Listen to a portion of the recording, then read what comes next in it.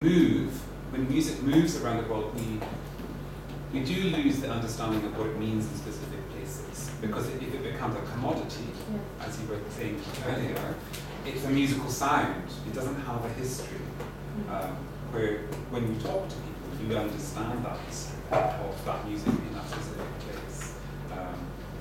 And in my class, I ran a class on identity, and I say to my students, is there a problem with going to YouTube and ripping all this music for free from just because you like the sound, but you don't know where it comes from?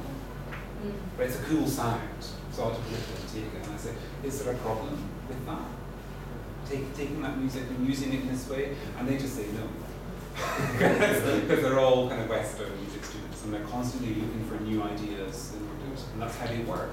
Whereas in other places in the world, changing musical ideas actually involves a long process of negotiation, talking to people, talking to elders, talking to Seniman Alam. Is it okay to take this music, and can I use it in this way, or can I use this costume in this performance? Why might it be wrong to do that? How might it affect the tradition?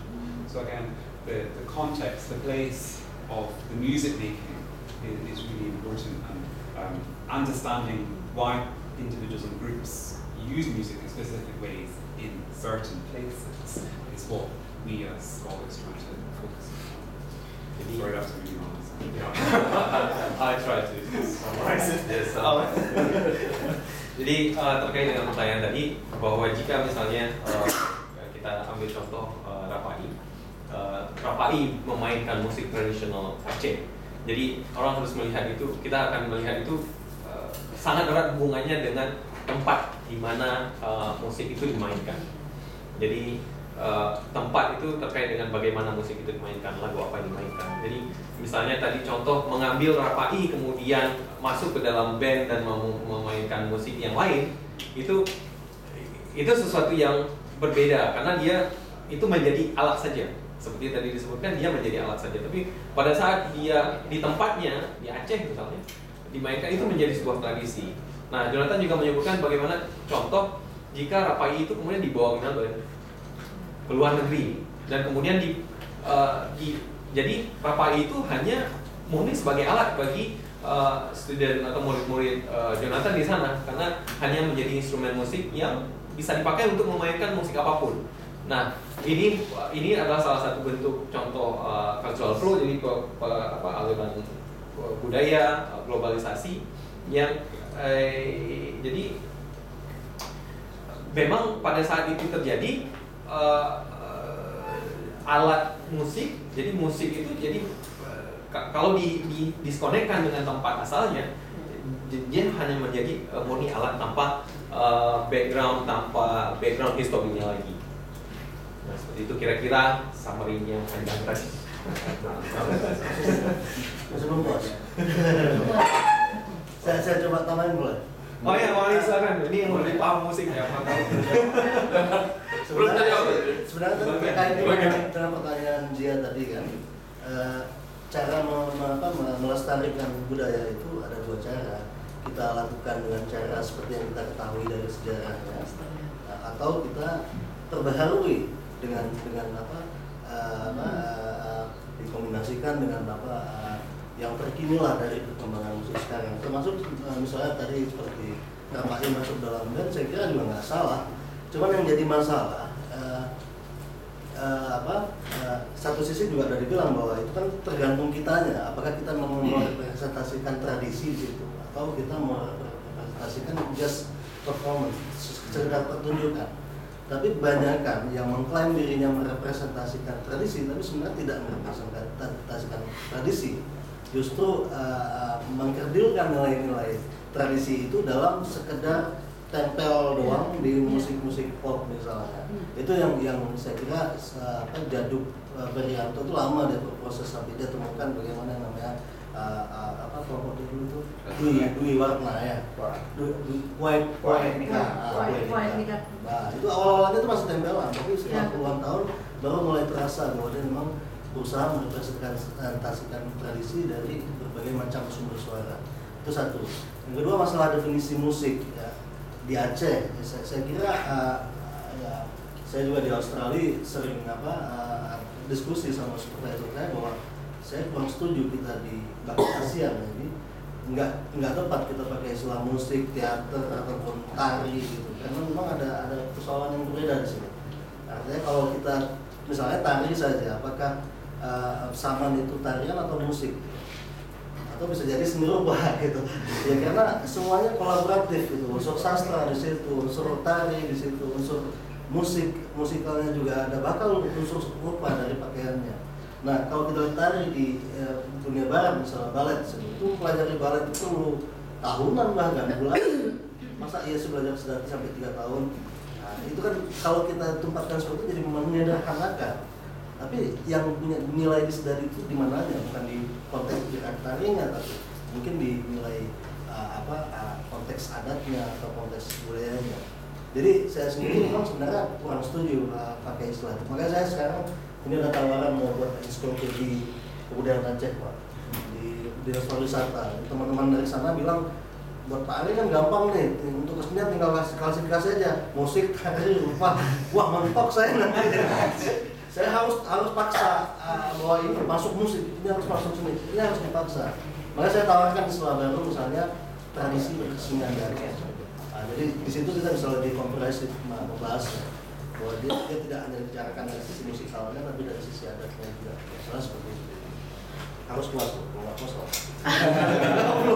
Sangat tajam. Penting definisi bagi menurut saya yang pernah beberapa kali bicara dengan orang musik di Aceh. Penting definisi. Saya tidak suka melihat musik etnik. Jika saya kata musik etnik, ya orang-orang akademik boleh nggak peduli ini, tidak dengan lagu ini. Tapi puluhan ribu orang dengar lagu itu. Diklaim oleh mereka musik etnik. Musik etnik semua. Ya itu kita di dalam WNK itu itu masih proses. Itu biarkan saja, itu memang bagian dari proses. Lama berarti ya. Ya, If you think of ethnic music, there's also world music. These are record label. ya. Record labels. Ya. Penting Itu mainan And it's very much, industri. it's very much to do with the industry. Itu bisnis ya. Because they don't know how to classify Iya. kind of music from this place, music from that place. They just put them all together and say world music. World music. As opposed to pop. rock, classic. So I think the role of the record industry is really important, and how that affects tradition, and how that affects musicians, and how musicians earn a living. Because some musics will be popular and then they'll become unpopular, so then musicians will have to change what they perform. And as Ari was talking, I was thinking about a key idea that I didn't mention was that all forms of tradition are invented to some extent, because they don't exist. People have to create traditions. And it's about, some people want to really control this tradition very tightly, and other people are much more kind of easier about how people interpret that tradition. And you can apply that to music, and you can apply that to clothes, to religion, to lots of different things. That's okay. Jadi Jonathan menyebutkan bahwa tadi menyebutkan peran label, jadi peran industri musik itu penting sekali dalam konteks mempengaruhi musik, mempengaruhi musisi, Membingungkan bagaimana membingungkan kita. Sekali nggak penting sebenarnya. karena dalam konteks bagaimana kemudian ada musik yang populer, bagaimana yang terkadang kemudian memaksa musisi untuk merubah cara dia bermusik supaya dia bisa mendapatkan penghasilan misalnya. Jadi peran industri musik dalam konteks menyebarkan musik itu sendiri, menstimulus musik, terjadinya penciptaan musik itu sangat penting. Nah kemudian Jonathan juga menyebutkan bahwa dalam konteks tradisi orang juga berbeda-beda. Jadi ada orang yang ingin menjaga tradisi itu sedemikian murninya, sama sekali tidak berubah. Tapi ada juga orang yang lebih loose, lebih fleksibel. Lebih fleksibel dalam konteks membuat perubahan-perubahan dalam konteks bermusik. Jadi dan itu di-apply ke bidang apa saja, misalnya dalam kehidupan sosial, dalam kita beragama juga, mungkin juga demikian. Jadi itu kurang lebih apa yang disampaikan. Kita diskusi. Ini kelas khusus. Satu lagi ya. Oh ya. Satu lagi. Satu lagi yang terakhir mungkin. Oh silakan Pak. Maestro. Ya, terima kasih. Saya lebih sebagai penikmat musik ya, dan nggak banyak tahu tentang histori dan apalagi etnomusikologi itu terlalu dalam sampai bagi saya. Tetapi terkait ada beberapa diskusi tadi tentang definisi musik sebagai tool. Apakah mungkin kan kepada tool emosi? Saya pikir dalam prakteknya kan itu lebih kepada kesana dibandingkan sebagai identitas etnis atau geografis semata. Dalam hal ini mungkin lebih relevan barangkali kalau seandainya definisi itu juga atau batasan itu dikembangkan sebagai alat untuk membentuk, mengubah emosi dan sebagainya itu mungkin akan lebih bisa difahami. Karena kalau sekedar sebagai alat identitas etnis itu masing-masing budaya akan cenderung untuk defensif. Padahal musik adalah bahasa yang lebih universal, itu satu. Yang kedua, bagaimana kita mengaitkan topik ini dalam musik sebagai identitas dan tempat dan sebagainya dalam konteks musik yang lebih ke belakang ya, seperti musik klasik ya, zaman-zaman barok, Renaissance dan sebagainya. Di mana kelihatannya identitas budayanya itu tidak terlalu tegas. Artinya di satu pihak Spanyol bisa menghasilkan itu juga, kemudian Austria ya, Jerman banyak itu. Tapi akhir-akhirnya juga yang kontemporer seperti Weber, Aaron Copland juga menghasilkan karya-karya yang mengarah pada musik klasik. Bagaimana kita mendefinisikan identitas ini? Brasil juga yang berkembang juga, Villa Lobos ya, mungkin Bung Ari sudah banyak main itu. Tidak, belum. Jadi bagaimana kita mengaitkan masalah identitas ini atau sebagai bahasa emosi dengan musik-musik berkembang jauh ke belakang itu sebagai bahasa yang lebih universal yang bisa diterima kapan saja. Terima kasih. Oh, this is a hard question. I don't know how to. And I didn't really talk about it in the paper. Ari will usually answer. Many scholars talk about identity, but many scholars do not define identity. And I think this is endemic with the way scholars from many disciplines have engaged with the term identity. So identity can be this, it can be that, and it can be this. I think this is one of the key questions that scholars will have to actually address quite soon, I think, when talking about identity, because we do actually need to start to try and define. I think we need to just try and define what identity is, but I don't think we need to have a universal definition, because I think once you have a universal definition, it then means that people have to be the same, and we're not in terms of identity construction. There's a music scholar called Timothy Rice, who works at UCLA in California, and he has criticized many music scholars for not defining the term identity. But we need to have studies that don't necessarily define the term to move the discipline forward at the same time. So I think people need to try and experiment to focus on studies that are about identity in order to come up with ideas that we can then start to connect these various ideas through different studies. So how does Ari's study here in Aceh about identity, how does that link to something maybe in Europe that might be on a completely different topic, but can we start to make connections between those two areas, or can we make connections between identity studies across Aceh, for example? Is there something that we can then say, well, this is what Aceh's identity is, but then Aceh's identity might go and change, okay? Because identity is not static. I think it's a very important question. I do have an answer, but it's something that I think we have thought about today in our discussion. Ya.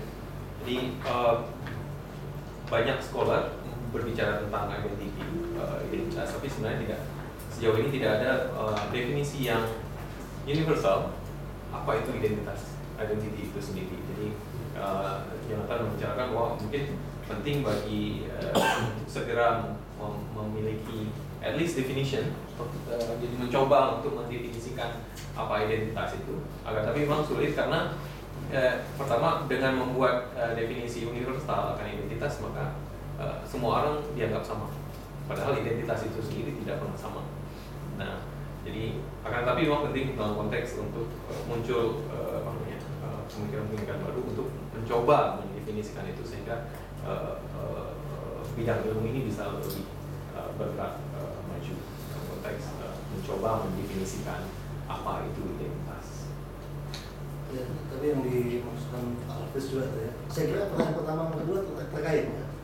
Sepertinya Pak Alves mau memunculkan the second question is kenapa why classical music, for example, is more universal other than the currently very agak defense ya, agak berjarak gitu.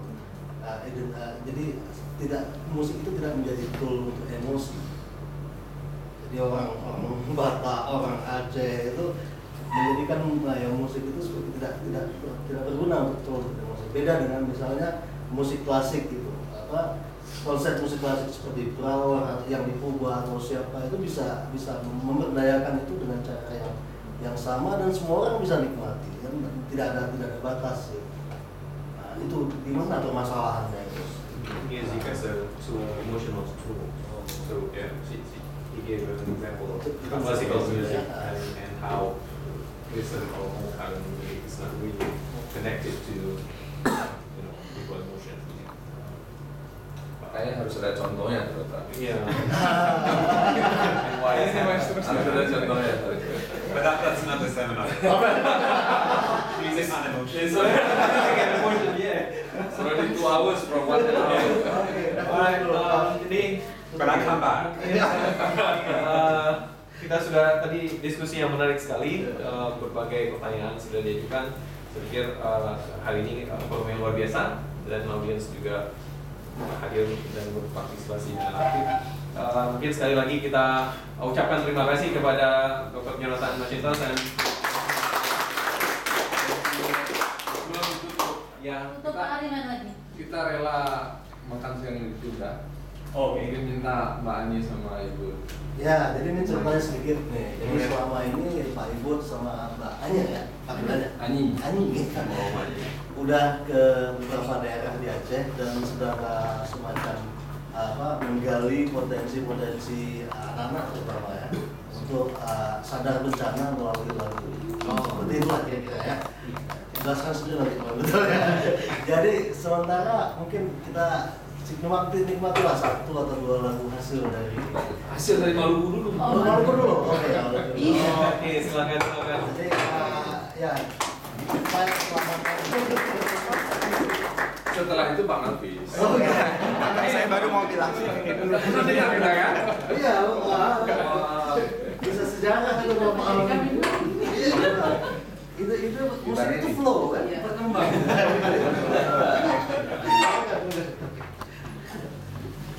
Jadi yang ditutup aja. Tolong matiin aja dulu. Matiin aja. Nanti. Ini ada beberapa kata dalam bahasa Maluku. Matiin aja. Ini lagu yang tadi kami ceritakan di Maluku. Yang Anak-anaknya anak-anak. kita adakan workshop, anak-anak kita jadi. Ya.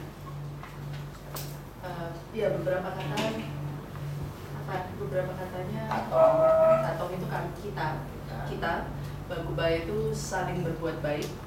Basudara bersaudara. Perdamaian rahasia anak-anak.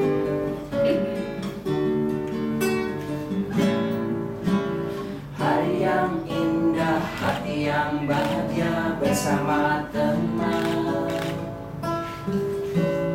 Walau beda pula, katong tetap satu dalam hati. Kalau satu susah, pasti saling membantu. Kalau bermusuhan, pasti baikan lagi. Karena katong semua saling cinta. Karena katong semua saling menyayangi. Karena katong semua bersaudara. Karena katong semua saling menyayangi. Manisnya persahabatan, indahnya perdamaian. Mari katong semua baku baik. Manisnya persahabatan, indahnya perdamaian. Mari katong semua baku baik. Mari katong semua baku baik.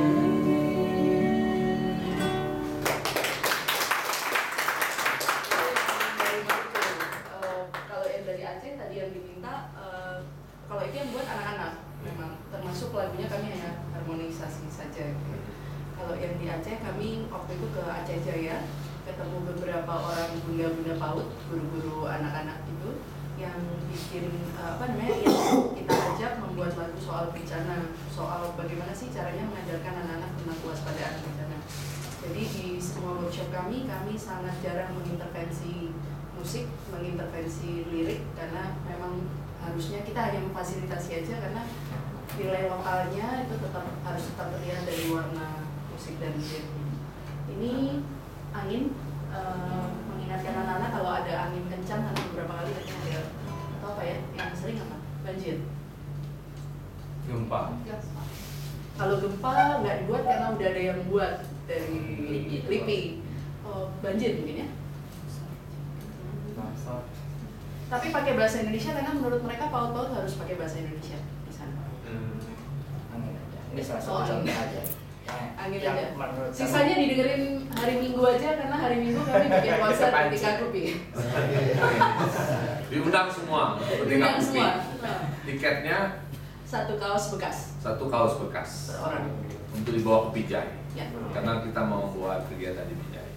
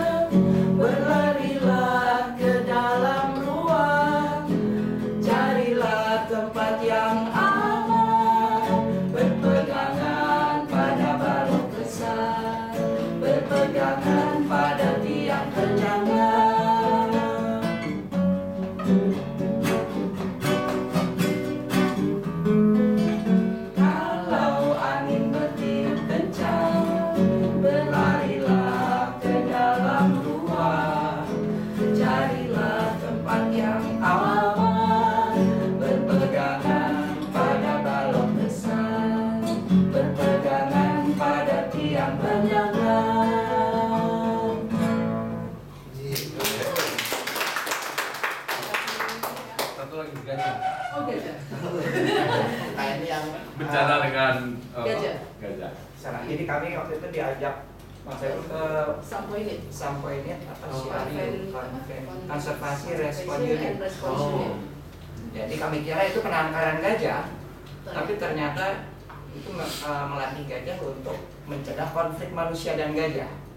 Jadi supaya gajah-gajahnya nggak dibunuh, gajah liar nggak dibunuh, ada 4 gajah yang dilatih untuk menghalau gajah-gajah liar setiap kali ada serbuan.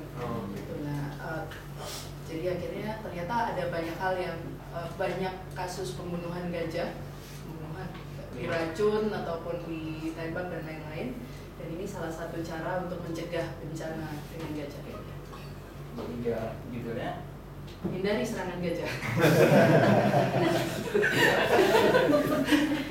Kalau ini kami yang buat. Terinspirasi oleh goyangannya gajah, karena ternyata gajah kalau emosi itu dia goyang.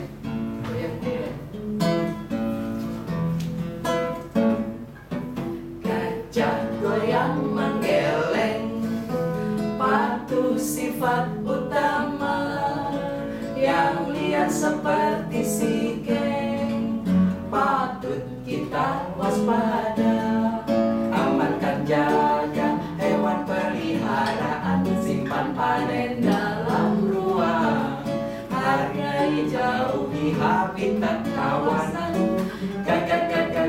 Gajah goyang menggeleng, patuh sifat utama, yang liar seperti si geng, patut kita waspada. Amankan jaga hewan peliharaan, simpan panen dalam ruang, hargai jauhi habitat kawanan. Gajah.